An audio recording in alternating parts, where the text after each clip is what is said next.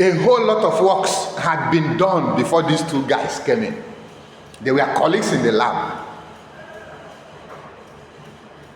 For example, Professor Rosalind, she has done a whole lot of crystallographic studies on the structure of DNA. They could not interpret it very well. Some of you will soon start your project by God's grace, and you have a whole lot of data you cannot interpret. Please don't keep it to yourself. Take it to someone who can interpret it for you and bring out the story vividly to you. Very important. That was why she missed it. A whole lot of people worked on it, but they could not explain their result very well. But you see, these two guys, very smart. In 1953, they proposed the structure of DNA, and according to them, DNA is a double-stranded helical molecule, like a twisted ladder. Very simple. Can you see one sentence? And then they begin to break it down. I'll read it again. DNA is double, isn't it? It's double-stranded. What is a strand?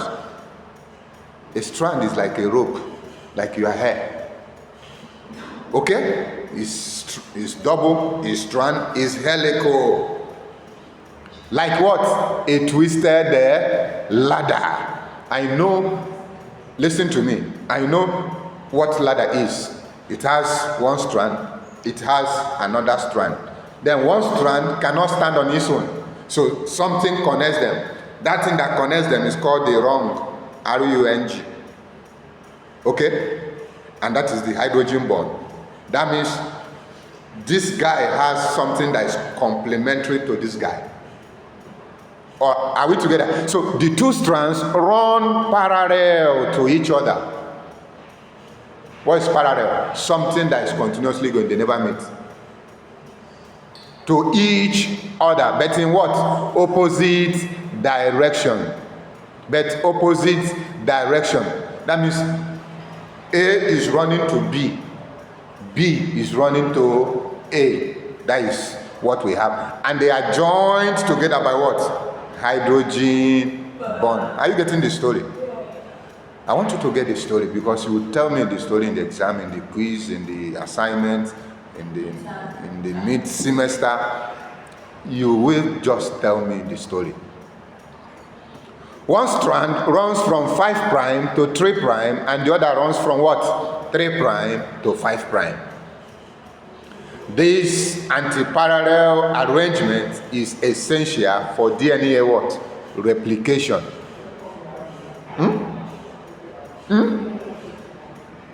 So it's not an accident. It says this anti-parallel arrangement is essential. Is the secret of replication. Is the secret of replication. Is the mystery of replication. And each of the strands can be separated and used as a template. What is a template? As what is template? Somebody talk to me. What is template?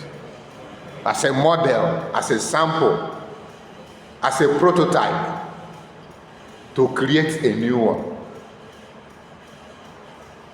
Each strand consists of alternating what? Sugar. And what is the name of that sugar?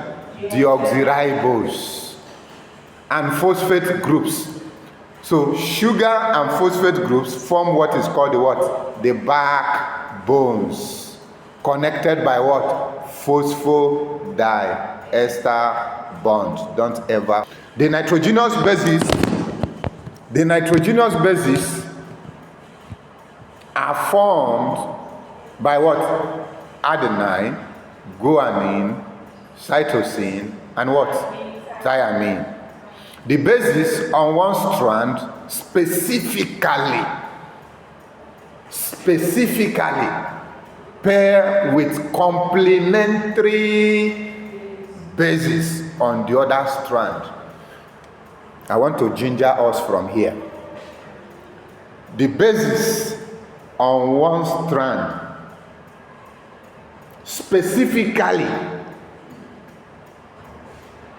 Not just specifically. The one it wants to pair with must be what? Complementary. Ask me how they complement each other. One purine, one pyrimidine. You can never see two purines together. You can never see two pyrimidines together. And the purine is big. The pyrimidine is small. So you have one big, one small. One big, one small. It's not one small, one big. Or one small, one small. Or one big, one big. Very important. Please learn from basis. So adenine always means all the way. Pairs with what? Thiamine. Guanine all the way pairs with what? Cytosine. It's like that, is a rule. And this pairing mechanism ensures that two strands are what? Complementary. If A will never pair with C, and suddenly you find A with C, you already know there is a mismatch. This model is the greatest discovery in molecular biology, biogenetics, and genetic engineering. To realize that A will never pair with C and G will never pair with T. That is the breakthrough that happened. Okay, so we continue. Nitrogenous bases that form the rungs of DNA exhibit two types of hydrogen bond. Those bases, they have two kinds of hydrogen bond, isn't it? Two hydrogen bonds join A with thiamine, and we have AT. Three hydrogen bonds join guanine with what? Cytosine, and we have what? GC. Three hydrogen bonds. And these three hydrogen bonds are relatively stronger than AT bond and require more energy. What is the energy? Temperature. 10 bonds on the backbone, sugar, phosphate, the covalent bond. Okay, but the one inside is weaker than the one outside. So the energy that breaks inside cannot break outside. The energy that breaks inside cannot break outside. That is why we can conveniently do PCR. I don't know if you have heard about PCR, polymerase chain reaction, that allows denaturation to occur at 95 degrees Celsius. It will break the hydrogen bond, but it cannot break the sugar phosphate bond.